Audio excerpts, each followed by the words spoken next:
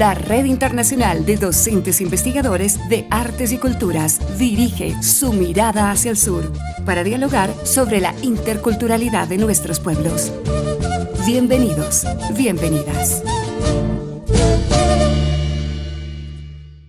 Bienvenidos, bienvenidas a este espacio Una mirada hacia el sur de la Red Internacional de Docentes Investigadores de las Artes y las Culturas, que se transmite por Radio Universitaria y por todas las redes y canales de la Red Internacional de Docentes Investigadores de las Artes y las Culturas a nivel nacional e internacional.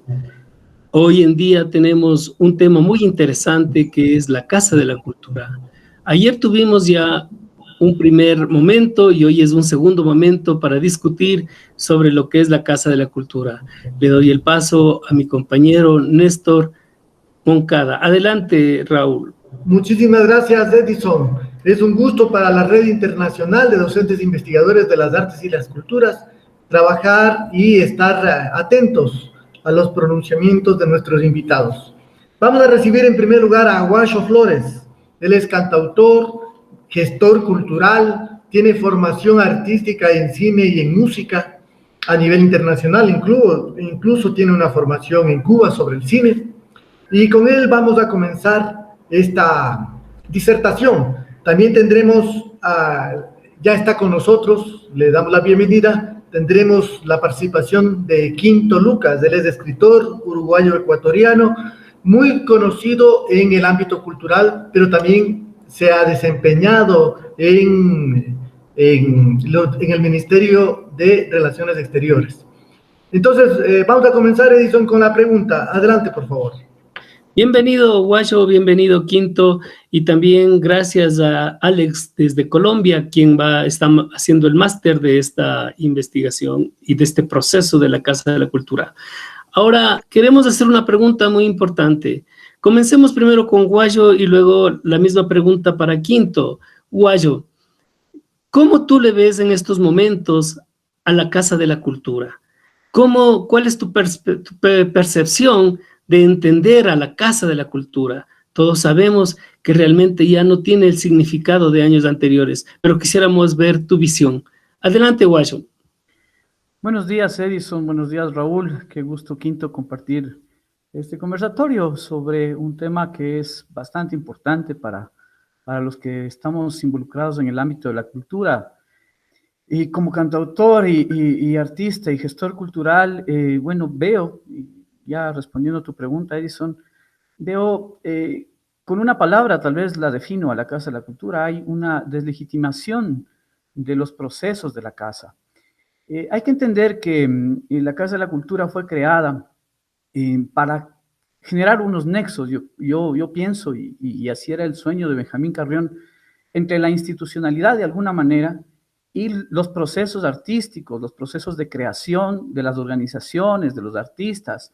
En este sentido, ha habido, creo que, un desgaste bastante grande en estos más de 70 años de la Casa de la Cultura. Ha habido momentos muy lúcidos, muy brillantes, yo creo, ¿no? Pero este momento, Edison, me parece que la Casa de la Cultura necesita un reoxigenamiento muy grande, desde las autoridades que las componen y también, obviamente, la gente que es parte del cuerpo burocrático de la Casa. Hay gente que ya está mucho tiempo ahí y que ha trabajado duro seguramente por ese espacio, por los espacios, pero asimismo ha tenido, yo creo que, una desatención muy grande. El hecho de capacitación, de formación para la gente que trabaja en la Casa de la Cultura me parece que no ha sido tan eficiente, si es que lo hubo, ¿no? Porque nos encontramos, a mí me ha pasado como actor, como cantautor, como escritor, cuando uno intenta promocionar, tal vez hacer conocer tus propuestas, es bastante difícil trabajar con la gente de la Casa de la Cultura. No todos, obviamente, hay gente que sí conoce del ámbito cultural, pero en muchos casos parece que este agotamiento, este desgaste también les ha afectado. Ahora, me parece que la Casa de la Cultura tiene la posibilidad también de revivir, de volver a conectarse con la gente, con los artistas, con los actores culturales.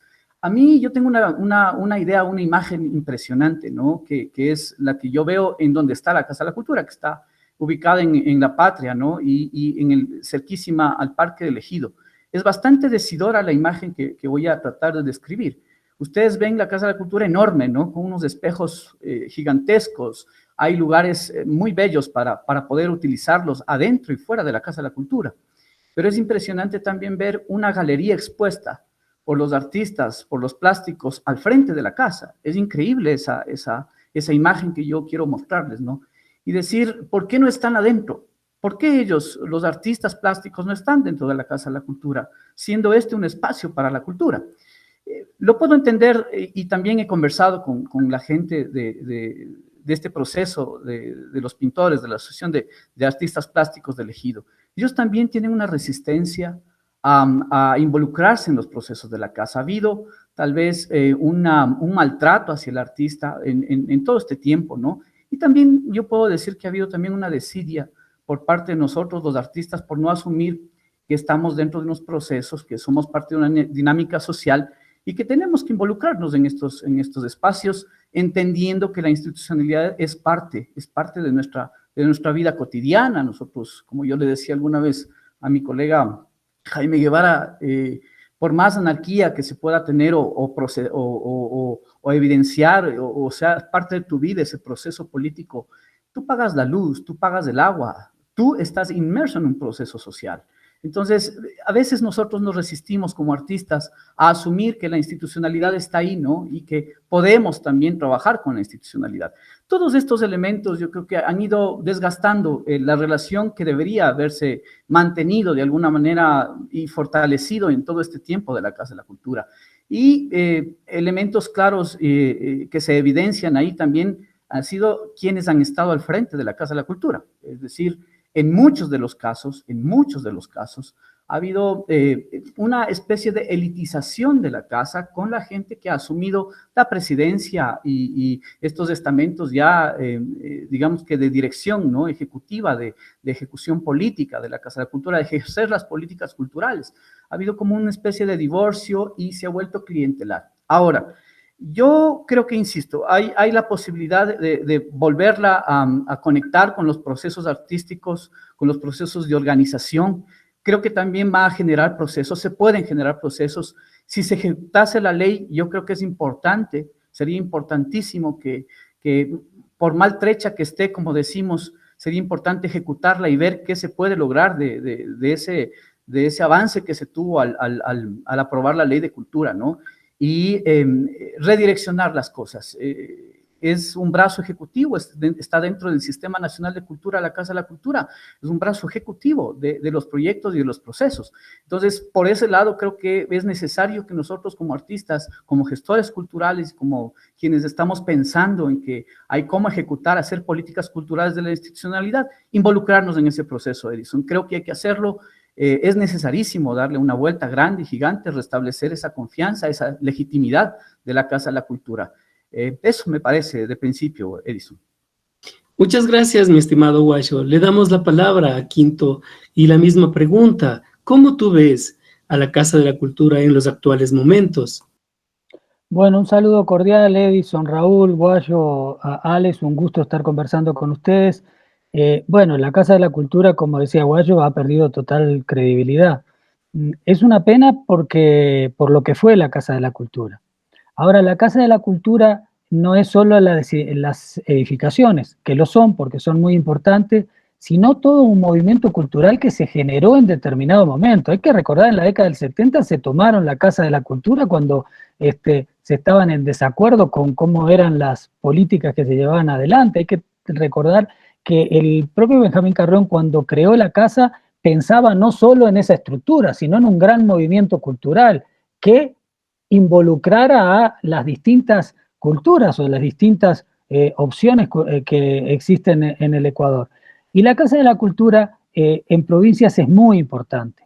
A pesar de la falta de credibilidad, sigue siendo importante, pero la burocratización, realmente el mal manejo que existió por parte de esta administración, que además tiene historia. Yo lamento porque lamentablemente el actual presidente de la Casa de la Cultura fue presidente de la década de los 90. Yo recuerdo un artículo que escribí en el diario Hoy cuando yo era editor cultural por los 50 años, en que yo decía, bueno, la ruptura de los espejos, y jugando un poco con esa imagen de los espejos que mencionaba Guayo, que realmente fue un desastre, fue una administración terrible la de Restrepo, y vuelve a ser presidente actualmente, pero además no cumpliendo la ley, porque la ley establece algo claro de lo que son las funciones del presidente y las funciones que deben ser de los núcleos. Pero bueno, más allá de eso, si hubiese hecho una buena gestión, hasta podríamos decir, bueno, no cumplió, pero hizo una buena gestión, ¿no? La gestión está siendo muy cuestionada por gestores, actores culturales, y la gente a veces, en lugar de juntarse, ir y pelear y decir, bueno, como decía en la década del 60 que se llegaron a tomar la casa, la gente se va, porque finalmente también tiene que buscar espacios, los actores y los gestores culturales tienen que buscar otros espacios, y dicen, bueno, me olvido de eso, eso no existe. Y eso es lo que está ocurriendo actualmente con la casa, siendo que puede ser un vehículo fundamental para vincular las culturas del país, para proyectar los derechos culturales. Puede ser, como decía, un vehículo, como decía Guayo, también un vehículo fundamental que puede trabajar además con los gobiernos locales, que debería trabajar mejor con el Ministerio de Cultura. O sea, ¿cuántos países querrían tener una institución como la Casa de la Cultura Ecuatoriana? ¿Cuántos? Es difícil que los países tengan, a no ser Cuba o algunos países que tienen otras estructuras. Y después está el vínculo con la gente. Una cosa es con los actores, gestores culturales, con los trabajadores de la cultura, y después el vínculo con la gente. O sea, ¿cómo no hay ningún vínculo con la comunidad? La casa ha perdido total vínculo con la comunidad. Y si algo lo tienen en provincias es porque la gente no tiene otros espacios y trata de apropiarse. Entonces, no, realmente es muy lamentable lo que... Pero como decía Guayo, yo creo que lo que tenemos que tener es esa capacidad de buscar de que eso se cambie. O sea, y ahí depende de un gran movimiento cultural, también depende de que los distintos sectores se unan, busquen salidas y busquen luchar por hacer una casa que realmente sea la casa de la cultura ecuatoriana de todos y de todas. Yo una vez escribí un artículo en el mismo diario Hoy que decía de que yo conocí a Nicolás Guillén cuando estaba muy viejito y él, uno de los puntos que siempre mencionaba de ejemplos de instituciones culturales, y no tengo muy claro por qué me lo decía, pero era la Casa de la Cultura Ecuatoriana, ¿no? Y yo digo, haber perdido toda esa credibilidad y eso que es a nivel internacional es lamentable, es lamentable. Por eso yo creo que sí hay que darle vuelta totalmente a lo que es la casa actual. Muchas gracias, Quinto. Ahora le vamos a pasar a Raúl. Por favor, Raúl, continúa tú. Muchas gracias, muy amable Quinto y Guacho. Vamos a hacer una abstracción, ¿no es cierto? A intentar pensar de los principales conflictos que ustedes han mencionado, ¿cuál sería la solución? ¿Cuál, desde su experticia y conocimiento, cuál sería la posibilidad de solución de los principales problemas, uno o dos que crean ustedes los más claves, se pueda resolver con la Casa de la Cultura Ecuatoriana? Vamos primero con Guacho y después con Quinto, por favor. Adelante, Guacho. Bueno, se podrían proponer varias acciones. Y lo hemos pensado, como decía Quinto, esta es una cuestión de unirse, ¿no? Y de crear todo un movimiento que logre plasmar algunas cosas. Entre estas, por ejemplo, una que me parece importantísima es la apropiación y la ejecución de la Ley Orgánica de Cultura. Es decir, por más maltrecha que esté, y sabemos que habrá que hacer una reforma, no sé cómo la vayamos a analizar y cómo la vayamos a ejecutar, pero creo que esa es una acción necesaria y urgente, la apropiación y ejecución de la ley orgánica. Eso nos va a permitir asumir yo creo que desde la institucionalidad, algunos direccionamientos. Otra cosa importante, y creo que sería básico también hacerlo, y lo dijo Quinto también, o sea, hay que democratizar la posibilidad de ser parte de la Casa de la Cultura. No puede ser que la Casa de la Cultura esté un poco cooptada por cierto grupo de intelectuales, de artistas, pero que a la final lo que hacen es cerrarla, no la abren, no la democratizan. Entonces, esa es una necesidad urgente. Nosotros, y yo que pertenezco a Plataforma Cultural como colectivo, lo hemos pensado, estamos trabajando en ese tema, pero como decía también Quinto, es decir, y lo vuelvo a recalcar, es importantísimo juntarse, unirse para poder lograr estos objetivos, ¿no? Y dejar de lado tal vez incluso las intenciones, las cuestiones particulares. Es necesarísimo pensar en el colectivo de la cultura. Entonces, esas dos cosas creo que nos darían un parámetro grandísimo, para poder accionar todo lo que significa la Casa de la Cultura desde la institucionalidad. Mirarla a nivel nacional, también descentralizarla, que sería otra cosa importantísima, que a pesar de que incluso a propósito de la aprobación de la ley se creó en el 2016, pues todo el proceso de la creación de un núcleo de Pichincha que no existía, pero como que se vuelve a centralizar, ¿no? No se ha logrado, yo creo que en el país no se ha logrado abrir la Casa de la Cultura.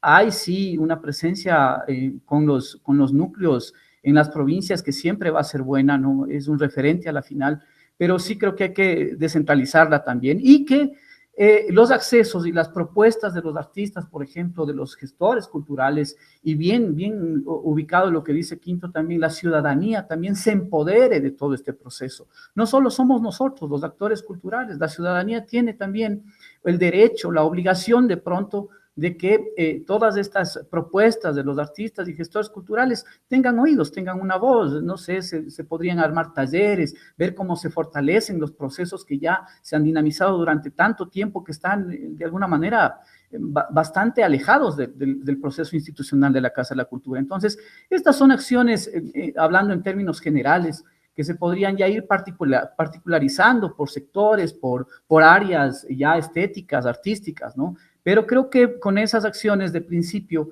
se puede comenzar a darle oxígeno a la Casa de la Cultura, a darle esa nueva vida que necesita, y sobre todo el vínculo con los artistas, con los actores, con la ciudadanía, que de eso se trata, para eso se creó, me parece a mí, la Casa de la Cultura. La misma pregunta, por favor, Quinto. Un problema central y cuál sería una solución. Gracias. Es fundamental, sí, cumplir la ley de cultura. Tiene falencias la ley, obviamente, pero hay que desarrollar el sistema, y los sistemas hay que desarrollarlos, hay que cumplir la ley. Y en cuanto a la casa, hay que cumplir la ley, justamente. O sea, la casa tiene que estar descentralizada. Los núcleos tienen que tener una participación propia. Y otra cosa es la coordinación y la presidencia de la casa, y el trabajo desde la presidencia, que no tiene estructuras, porque la ley es clara, el presidente no es alguien que maneje estructuras, sino que son los núcleos. Entonces ahí es muy claro, pero también hay que establecer un vínculo con las organizaciones y colectivos del sector cultural. La Casa de la Cultura debería estar totalmente vinculada con las distintas organizaciones y núcleos en los barrios, y trabajando directamente, y de la misma forma de que la gente puede ir a la casa, llevar parte de los actores culturales que tienen vínculo con la casa a los barrios. Eso también es la descentralización. Es la descentralización a nivel provincial y dentro de la provincia. Pero para eso se necesita desburocratizarla, además. Y se desburocratiza si cada núcleo tiene la capacidad de acción, y si no hay un presidente que quiere ser el dueño de la casa. O sea, el presidente tiene que ser un coordinador, un activo, alguien que fomenta las actividades, que trabaja con todos los núcleos, que tiene esa capacidad de organización y de respeto a los núcleos, pero no que dice, a ver, yo soy el dueño aquí, y sí, se creó el núcleo de Pichincha, pero yo soy el dueño. Entonces, quienes están en el núcleo de Pichincha también terminan burocratizándose. Bueno, y ahí también, lamentablemente, algo que era importante, el núcleo de Pichincha, terminó desvirtuándose, que también hay que retomarlo, y hay que mejorarlo, y hay que cambiarlo. Entonces yo creo que lo fundamental es cumplir la ley, lo fundamental es la descentralización en todos los sentidos, el vínculo con las organizaciones y colectivos de la sociedad civil, de los vinculados a la cultura, obviamente, el vínculo con las culturas y con la interculturalidad. Eso es otro tema que a veces nos olvidamos. La Casa de la Cultura tiene que tener un vínculo y un desarrollo intercultural que no lo ha tenido. Y después hay un hecho fundamental que sí, el presupuesto es importante, pero el presupuesto, si no se maneja bien la casa, no tiene, termina pasando a un segundo plano. Y después hay que establecer alianzas con los GAD locales es fundamental, y un trabajo en conjunto con el ministerio para trabajar en armonía y justamente hacer un desarrollo. La casa es la gran institución del país que debería desarrollar un gran movimiento cultural, fortalecer ese movimiento cultural, dar las posibilidades para que realmente además pueda existir organización. Desde la cultura es uno de los espacios desde donde más se puede organizar a la sociedad. Y eso ha pasado en muchos países que conocemos. Desde la diversidad de las culturas se puede ayudar a organizar la sociedad. Y la casa puede cumplir un rol, pero espectacular, que no lo está cumpliendo. Entonces yo creo que esas son las acciones concretas. Cumplir la ley, que es muy fácil. Vincularse con la sociedad a través de sus organizaciones y colectivos que están ahí, es muy fácil. La descentralización es muy fácil porque es cumpliendo la ley. Es dándole la posibilidad a los núcleos que realmente se desarrollen por sí mismos. En coordinación y todo, bueno, eso ya está muy claro. Gracias, Quinto. Voy a hacer la siguiente pregunta para que darle luego la palabra a Edison. ¿Me permite, Edison? Entonces la siguiente pregunta lo hago. Ya lo mencionó Quinto, pero hemos constatado en las últimas décadas que no hay una cultura, ni siquiera una cultura dominante. Que recordamos a Bolívar Echeverría, él decía, nosotros en América Latina, no solamente el Ecuador, pero el Ecuador también se constata, tenemos una diversidad de culturas, o sea, tenemos la constatación de que somos diversos. Esas diversidades aparentemente, decía Bolívar Echeverría, nos dan la sensación de que estamos desunidos, pero más bien esa diversidad aparece más bien con procesos históricos y un contexto histórico que nos vuelve a unificar, es decir, más o menos somos la unidad de esa diversidad. Esa diversidad que implica el desarrollo de la interculturalidad, que implica el reconocimiento de los diferentes, ¿cómo la Casa de la Cultura puede pensar en proyectarse? Porque como bien ha dicho Quinto y lo ha mencionado Washington, acá ni la interculturalidad ni la atención a la diversidad por parte de la Casa de la Cultura ecuatoriana han sido los ejes fundamentales del trabajo en las últimas décadas. Adelante primero Guacho y después le pedimos por favor a Quinto. Bueno, esa es una parte bastante compleja, yo creo. Cuando empezamos, y voy a anexar lo que ha pasado con el Ministerio de Cultura, porque eso es importante también conocer, es decir, todo el proceso, todo el sistema, todo es parte de este sistema, y la Casa de la Cultura no deja de estar fuera del sistema, que a la final el ente rector es el Ministerio de Cultura. Bueno, bueno, ahí hay una discusión o algo suelto con relación a la autonomía de la casa, que ese es un tema un poco álgido también, pero que bueno, habría que también solucionarlo. A ver, yo creo que reconocer la posibilidad de la inclusión de las diversidades es un tema bastante difícil. Incluso en gobiernos como Bolivia, que de alguna manera digamos que lo tienen más claro, ¿no? Es decir, ahí hay un proceso político incluyente aparentemente, ¿no?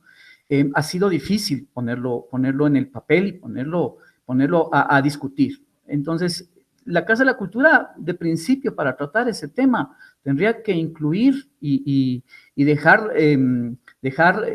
que gente que conoce del tema específicamente pueda trabajar esos temas. Es decir, no es lo mismo hacer, y lo voy a plantear de alguna manera muy prácticamente, es decir, yo soy cantautor, yo hago canción de autor, que es un género que realmente, por llamarlo género, así es una propuesta que no nace aquí, pero que se ha evidenciado aquí, en nuestro país. Yo fui parte de un proceso súper potente que se dio justamente cuando se creó el ministerio en el 2008 y generamos un proceso de canción de autor importante. Y ahí entramos con colectivos, entró Locomotrova, entró Trovando Ando, vino gente de afuera. Entonces, esa posibilidad de entender esos procesos es la interculturalidad para mí.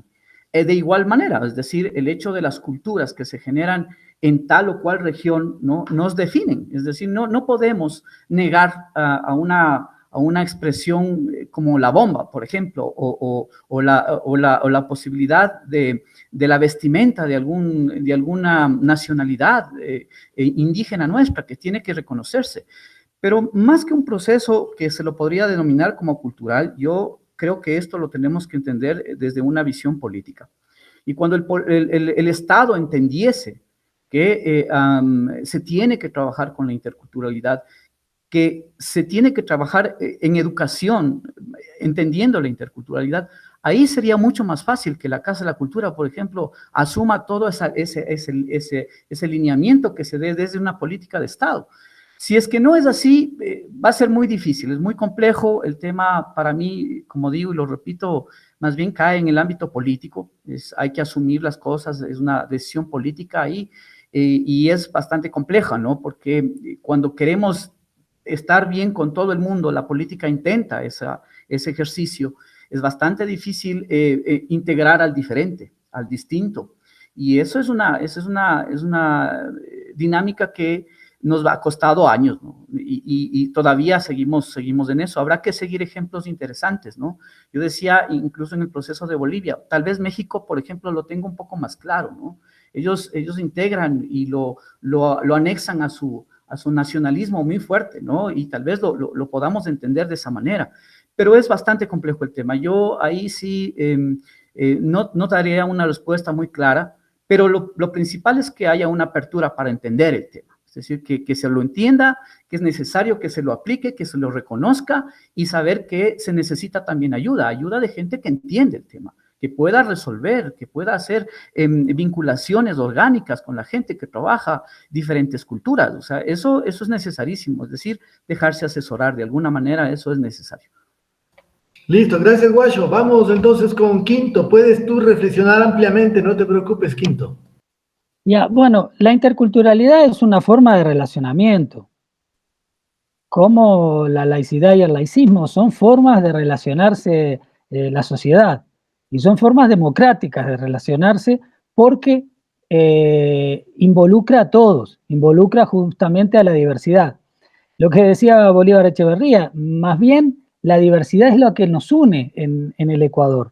Dejar de lado la diversidad es lo que divide y lo que rompe la estructura social, y es lo que hemos visto. Cuando se ha tratado de excluir a los otros, a los muchos otros que hay en el país, se ha destruido el relacionamiento social y se ha quebrado en general la estructura de la sociedad. Eso es lo que ha ocurrido.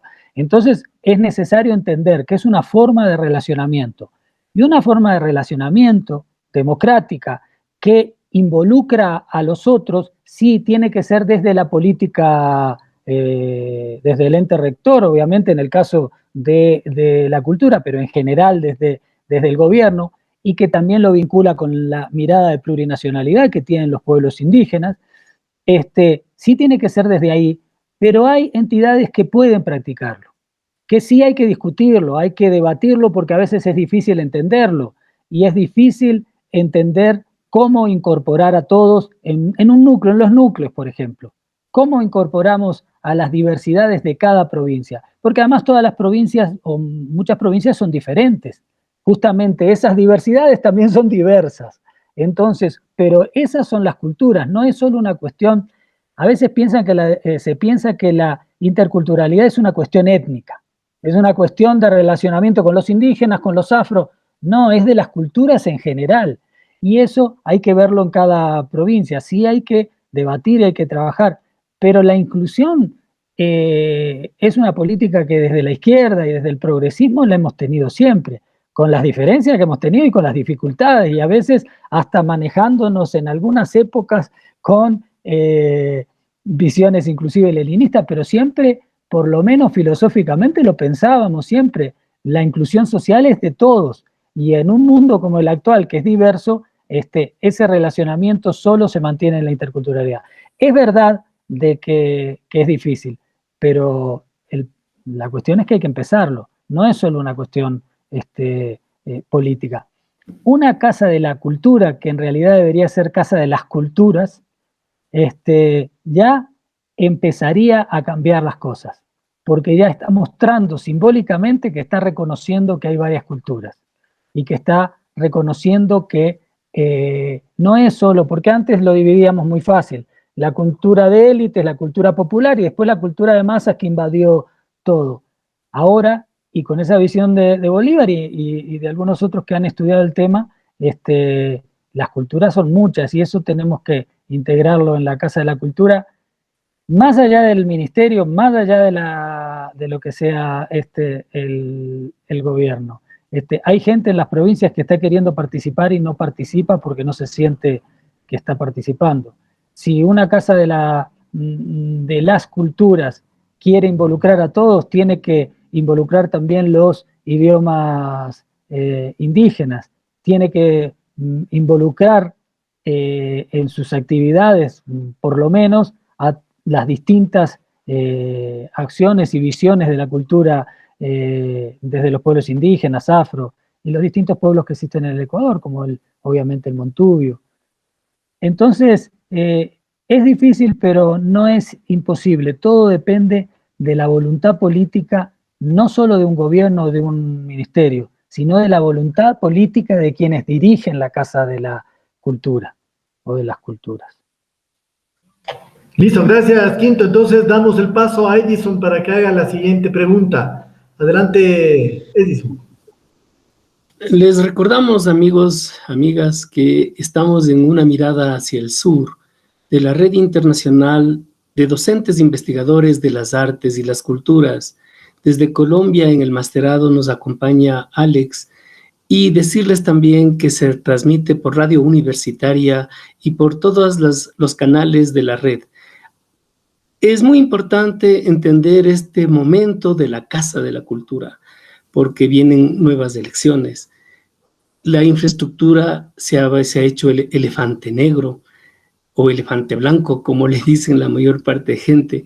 Entonces, queremos también entender cómo veremos en futuro, después de este proceso político que vamos a vivir.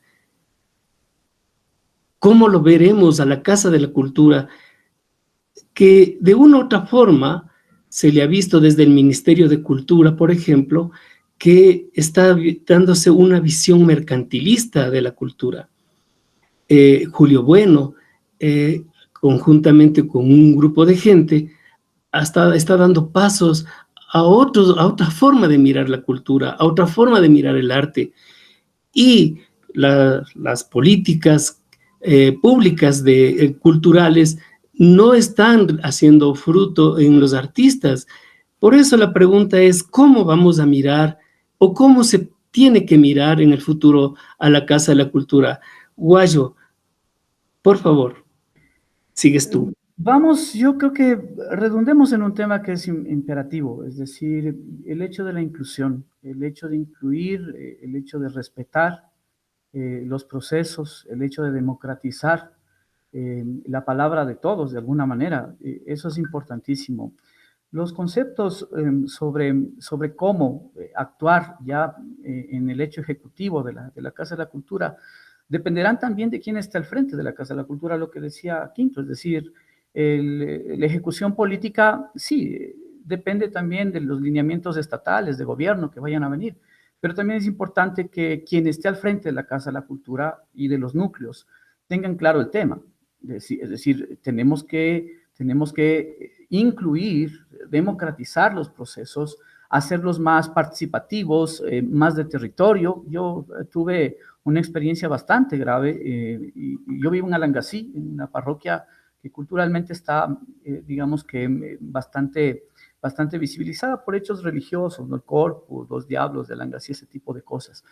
Y yo llegué a la parroquia y hubo la oportunidad ya con la creación de la Ley de Cultura de generar una extensión de la Casa de la Cultura. Y la generamos con el apoyo, y hice el vínculo yo con, por ejemplo, la Dirección de Cultura de la Prefectura de Pichincha, que es lo que hay que hacer y lo tenemos claro, es decir, integrar a las instituciones de los GATS que responden a estas áreas, a estos procesos. Pero increíblemente, todo este proceso que generó varios eventos, ya generaba procesos culturales pequeñitos, se fue desgastando por la muy mala administración del núcleo de Pichincha, específicamente, que está tan cuestionado este momento. Entonces, terminó por suprimir la extensión de la Casa de la Cultura. Entonces, ves ahí cómo, si es que no se tiene clara una idea de integración, de saber que se necesita presencia en los territorios de la Casa de la Cultura, si no tienes esa visión política, esa visión de organización, difícilmente vas a tener una Casa de la Cultura incluyente, una Casa de la Cultura democrática, una Casa de la Cultura que ampare, que vea por los derechos de los artistas, de los gestores. Entonces depende muchísimo de quién esté al frente. Y como hemos visto, lastimosamente este último periodo ha sido bastante cuestionado por eso, porque no ha sido incluyente, porque ha tenido ese ejercicio clientelar que aparentemente sirve para sostenerse, ¿no? en sus dignidades o cargos, pero que va quebrando y debilitando todo el espectro fuera de ese círculo que se va creando, ¿no? Entonces, esa gente se va replegando y más bien no quiere saber nada. Tenemos, por ejemplo, acá en el Valle de los Chillos, una persona que está al frente de la coordinación de una extensión de la Casa de la Cultura que se llama el Valle de los Chillos. Esa persona no tiene idea de lo que es cultura, nunca estuvo en un proceso cultural, nunca apareció de la nada por una, tal vez, componenda política, yo no sé, tendríamos que averiguar bien qué pasa. Y obviamente, ¿qué es lo que ha pasado? No se genera nada, es decir, no hay vinculación de los territorios hacia los procesos del Valle de los Chillos, específicamente de Alangasí, de las parroquias Conocoto, Amaguaña, Huangopolo, se van quedando, se van aislando de todo el proceso de la Casa de la Cultura. Entonces, sí me parece que la dirección correcta sería, o la precisión, más bien, para decirlo así, es ver quiénes van a estar al frente de la casa. Eso es importantísimo, y que tengan conocimiento, que tengan un recorrido, un proceso dentro del ámbito de la cultura, dentro del ámbito de entender esta posibilidad de la inclusión. Por ahí va el camino. Yo creo que eso es importantísimo, y que nosotros como electores que somos, además porque participamos en un hecho, entre comillas, democrático de la elección de la Casa de la Cultura, que eso también habría que revisarlo, ¿no? Todo este proceso electoral que también ha llevado a que se cuestione incluso el reglamento, que estaba sesgado o manipulado de alguna manera. Entonces, saber que quien vaya a estar al frente tenga estas capacidades, ¿no? De inclusión, de poder crear procesos, de ejecutar procesos, de crear políticas y de ejecutarlas. Muchas gracias. La misma pregunta para Quinto. Adelante, Quinto.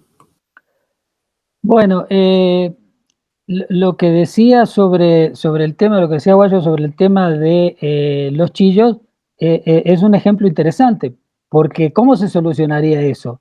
Si los colectivos culturales, las organizaciones culturales de los chillos se toman la Casa de la Cultura, el núcleo, pero sobre todo se toman esa sede que tiene que ver en los chillos.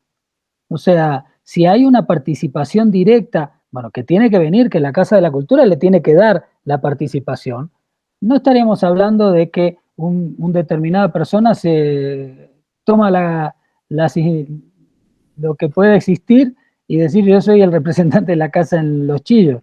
Entonces, por eso es fundamental que la Casa abra esa participación, pero que también los colectivos y sectores se tomen la casa, se marquen su presencia. Eso es muy, muy importante. Ahora, tú hacías una pregunta que es interesante, que tiene que ver con todo el tema de la mercantilización de la cultura, que tiene que ver también con lo clientelar. Bueno, la gestión de Bueno es desastrosa en todos los sentidos. Realmente es él, mientras no era ministro, inclusive desvió dinero para manejarlo desde la presidencia de la República, en un manejo muy, muy turbio realmente, y muy clientelar, y que fue un proceso. Y ahora como ministro sigue igual, y está tratando de dejar además acciones hechas que después el nuevo gobierno va a tener que revertirlas. Por ejemplo, el tema de eliminar la gratuidad en museos o en repositorios, ese tipo de cosas que las hace de último momento. Eso es típico, porque quieren dejar las bases para después buscar una privatización. No va a funcionar. Además, no le da ni siquiera la capacidad de pensar un poquito más allá, bueno, para entender que eso igual va a ser revertido, que se tiene que ubicar un poco en su realidad. Pero lamentablemente eso ha incidido también en la Casa de la Cultura, porque finalmente también su práctica clientelar, la práctica clientelar de toda la vida de Restrepo, también ha influido para destruir la Casa de la Cultura. Entonces, eso es importante decirlo, pero es importante sí tener en cuenta cómo manejamos el tema de los recursos, que a veces son pocos, cómo podemos lograr, sí, hay que tener claro, y Andrés lo ha dicho claro, lo que pasa es que a veces se tergiversa. Hay puntos de la economía creativa, no de la economía naranja, de la economía creativa que sí hay que tenerlos en cuenta, por ejemplo, encadenamientos con el turismo, teniendo en cuenta que los turistas podrían ser también una fuente de financiamiento como ocurre en Europa. No quiere decir eso cobrarle la entrada a los museos o algo a la gente o a los ecuatorianos. Hay que buscar fórmulas y cosas.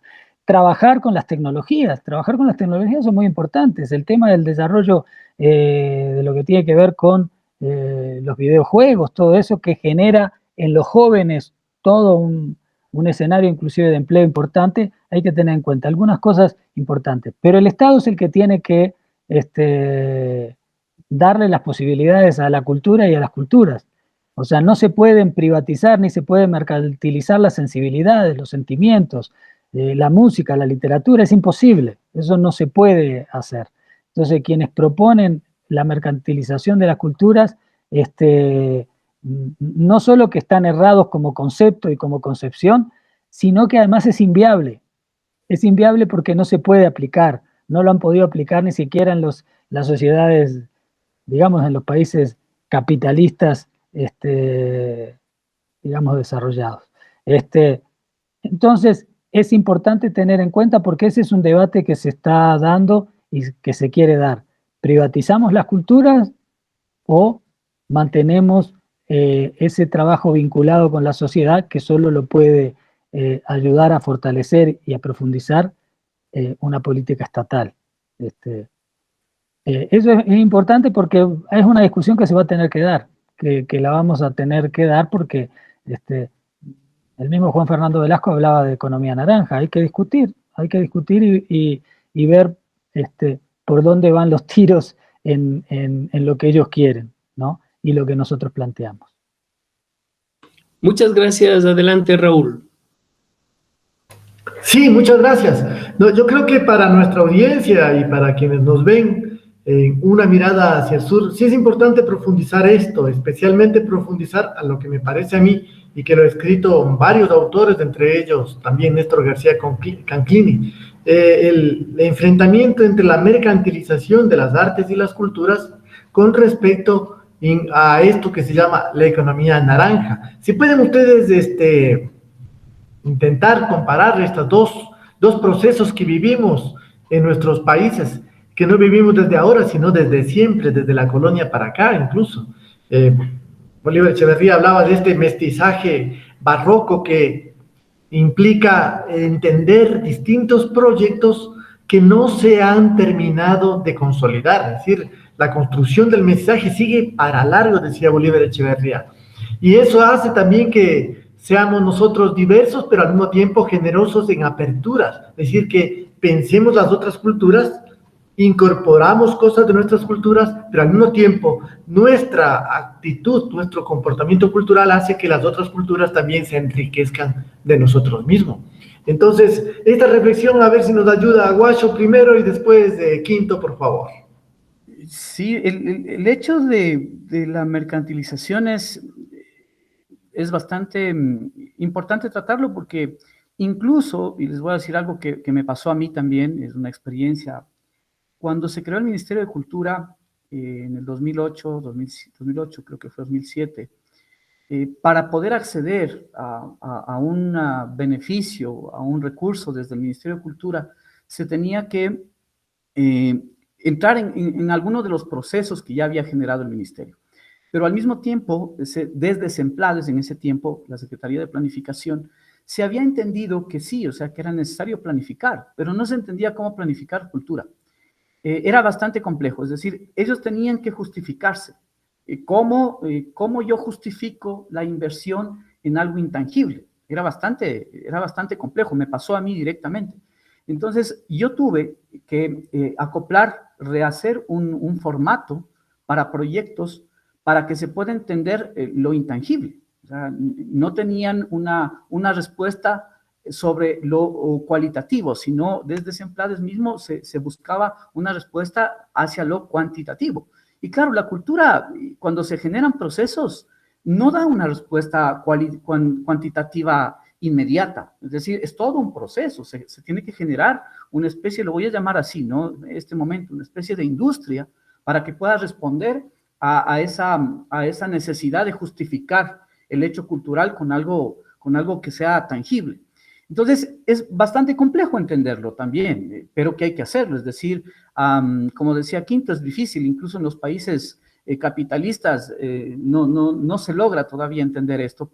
Y hay otra cosa que es importante tenerlo en cuenta que me parece a mí bueno mencionarlo. Es decir, yo no entiendo cómo muchos de los colegas artistas, gestores culturales, se pegan a procesos o a dinámicas ideológicas de derecha. Yo no lo entiendo, o sea, para mí es bastante difícil comprenderlo. Yo creo que el ámbito ideológico de la comunidad, de la diversidad, en este caso de un socialismo, amplía más y te fortalece como artista, es decir, te da la posibilidad de que tus derechos, tus propuestas estén ahí consideradas con mucho respeto y dignidad. O sea, eso es lo que ha tratado, yo creo que se ha tratado desde el mismo momento en que se creó el Ministerio de Cultura, esa fue fue uno de los objetivos, ¿no?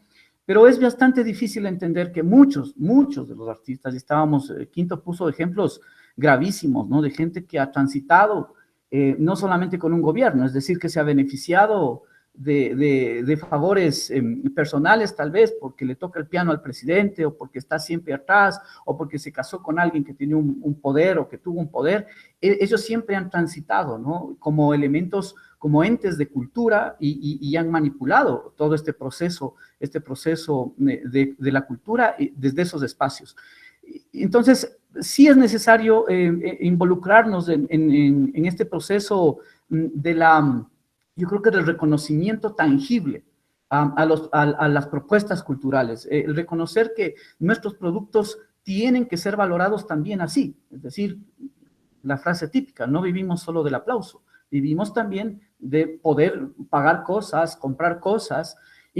Es evidente que nosotros estamos en este círculo del mercado y necesitamos también que nuestras propuestas se valoricen así. Entonces, sí habría que construir todo un canal o los canales necesarios con el Estado, con la Casa de la Cultura, con el Ministerio de Cultura, para ver cómo todos estos procesos que son nuestros, que se generan desde nuestras perspicacias, desde nuestras aptitudes, es decir, ir viendo cómo se van cualificando, es decir, tienen un valor y eso hay que reconocerlo y hay que ver cómo se los ingresa, ¿no? Cómo se ingresa y sea parte de nosotros, independientemente de que, claro, tenemos como todos el derecho, por ejemplo, a un seguro social, el derecho a tener una remuneración digna al mes, porque a ti te cobran las cuentas de la luz al mes, te cobran las cuentas del agua al mes. Es decir, el artista tiene que valorizarse, pero tiene que empezar con eso también.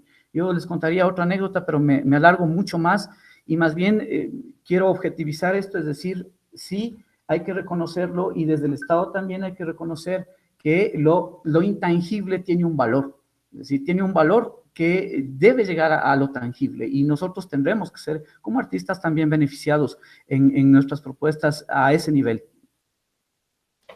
Muchas gracias, Guacho. Entonces vamos con Quinto, por favor, la misma pregunta. Economía naranja, mercantilización versus patrimonio cultural. Bueno, es importantísimo y lo que estaba conversando justamente Guayo, porque, a ver, nosotros tenemos que tener en cuenta de que sí, es difícil planificar lo que son las culturas, pero sí se pueden planificar actividades culturales, sí se pueden planificar determinadas acciones que sí son planificables. Pero después es importante saber si lo que gasta y lo que le significa a un trabajador de la cultura, por ejemplo, a un teatrero cuando monta una obra de teatro, lo que le significa ese gasto y lo que le significa para ganar algo. El teatrero no lo hace por ganar, pero tiene que vivir.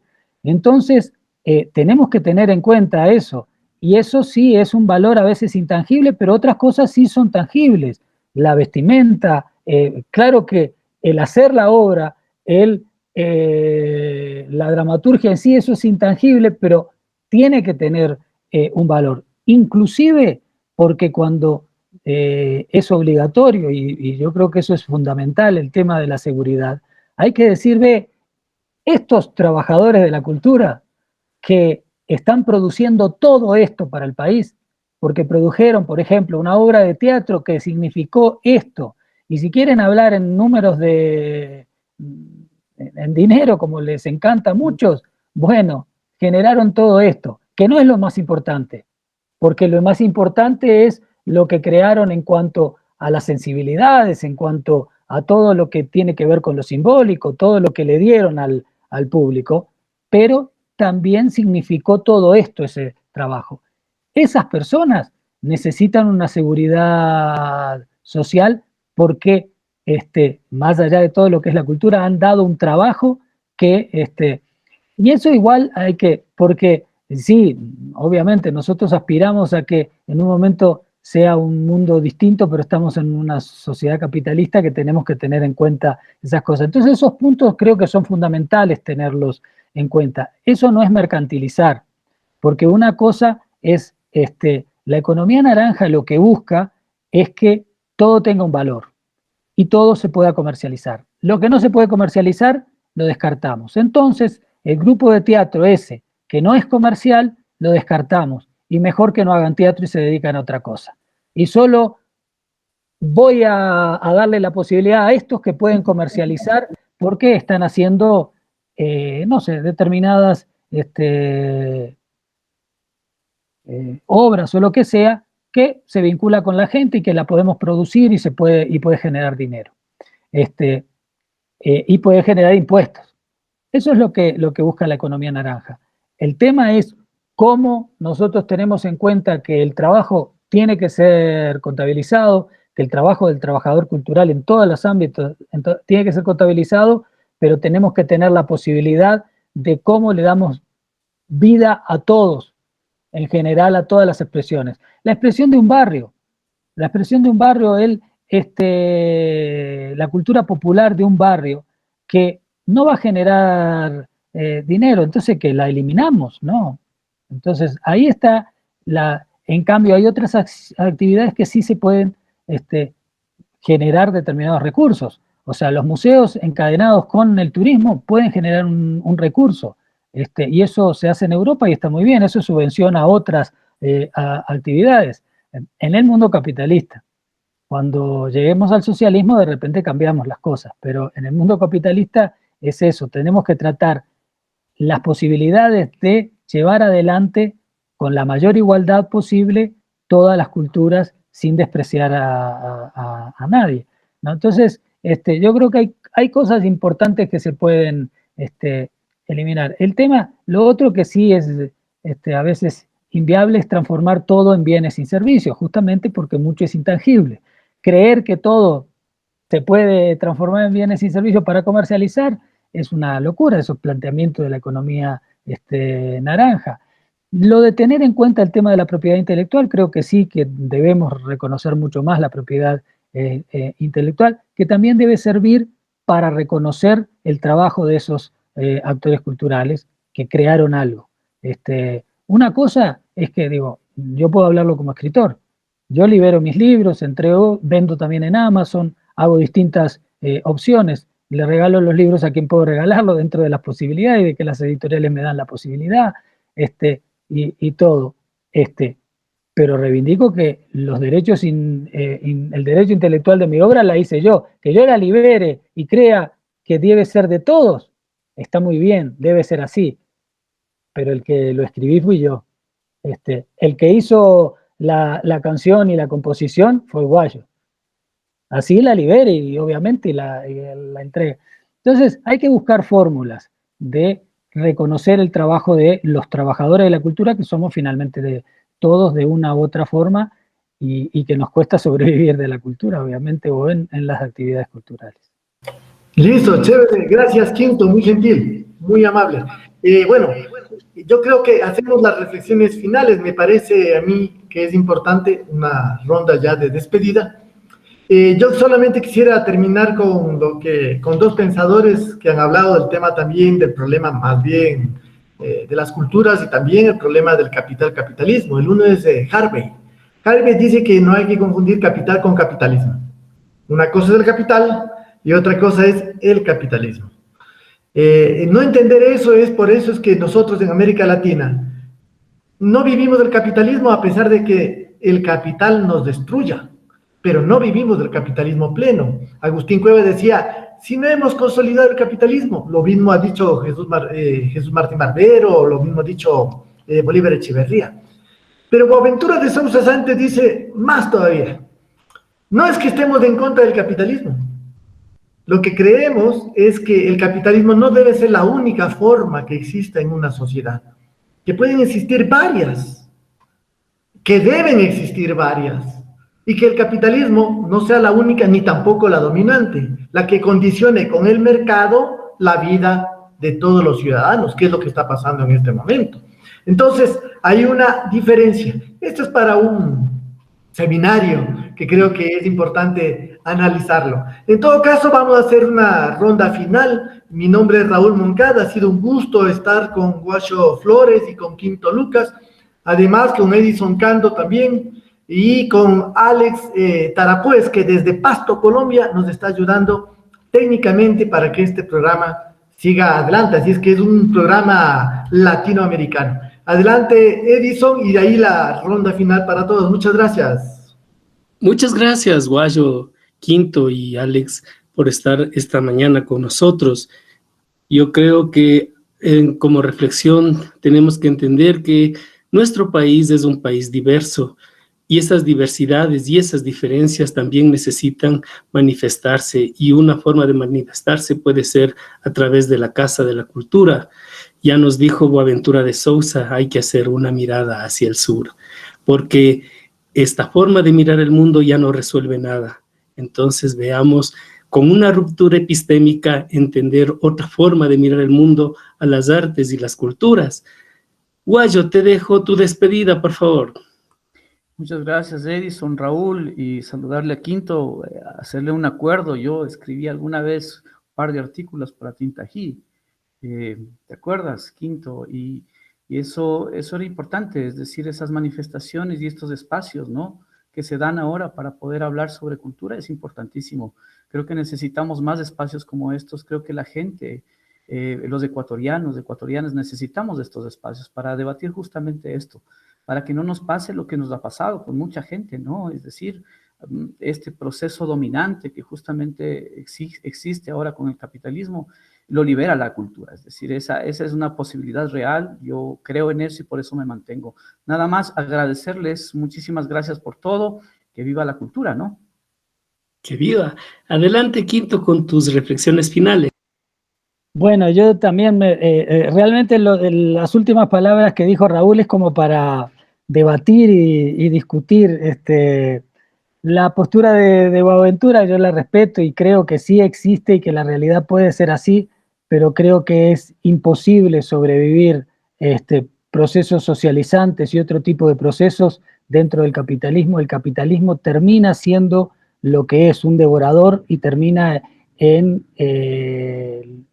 lo que vemos en el mundo, en el desprecio al ser humano, en todo lo que es casi imposible. Sí se pueden construir y hay expresiones. El Ecuador es una expresión porque vivimos en determinadas regiones que no hay capitalismo y como decía, el capitalismo total en su expresión no está totalmente. Por eso cuando se habla de que, bueno, sí se modernizó el país en los 10 años de Revolución Ciudadana, pero si en algunos lugares vivíamos feudalismo, ni siquiera habíamos llegado al capitalismo, por lo tanto hay que modernizar para por lo menos llegar al capitalismo. Y después tendremos el otro proceso de terminar con el capitalismo.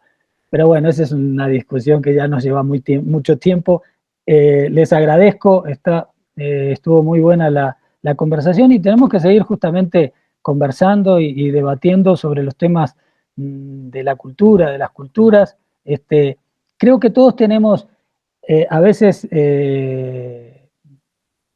pensamos parecido, tenemos visiones parecidas, nos falta trabajar, debatir un poco más, pulir esas visiones, que además también se van sacando de la práctica, porque como todo es así, o sea, la teoría también si no hay ahí una retroalimentación de la práctica es imposible. Entonces, pero lo importante es seguir debatiendo y consultando y después llevando a la práctica. Esa Casa de la Cultura hay que cambiarla y la relación en las culturas hay que cambiarla y el manejo del Ministerio de Cultura hay que cambiarlo y bueno, hay tantas cosas que hay que cambiar y eso o lo hacemos entre todos o no se hace.